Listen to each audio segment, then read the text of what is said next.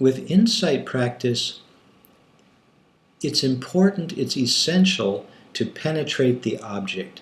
And what I mean by that, if you look at any particular thing in your awareness, it may at first seem solid.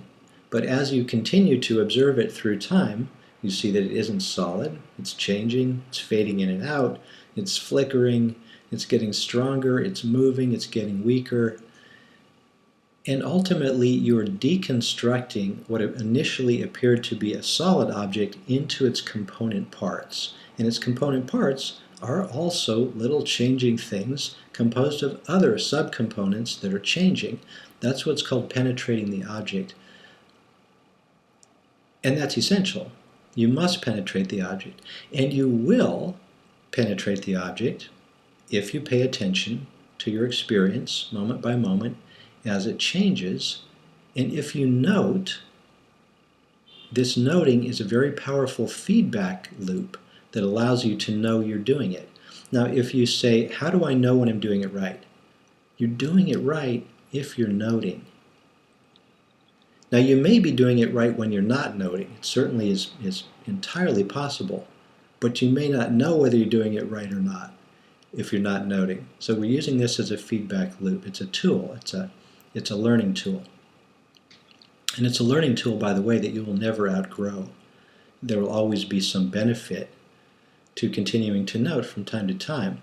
Initially, note you're behind off, because noting is what's going to get you enough momentum to get over the initial hump of the tendency of the mind to see things as solid, and to get to what we call the arising and passing away of phenomena.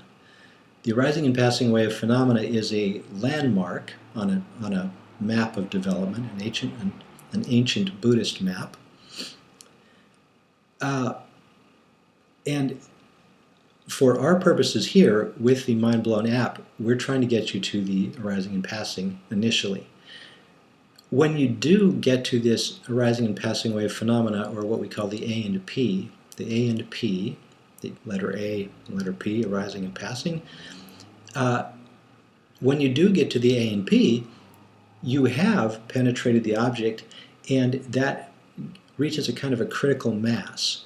And so everywhere you look, you see that things are vibrating and changing. Your own experience of yourself is changing. You may experience waves of pleasure as your body seems to be alive with sensations.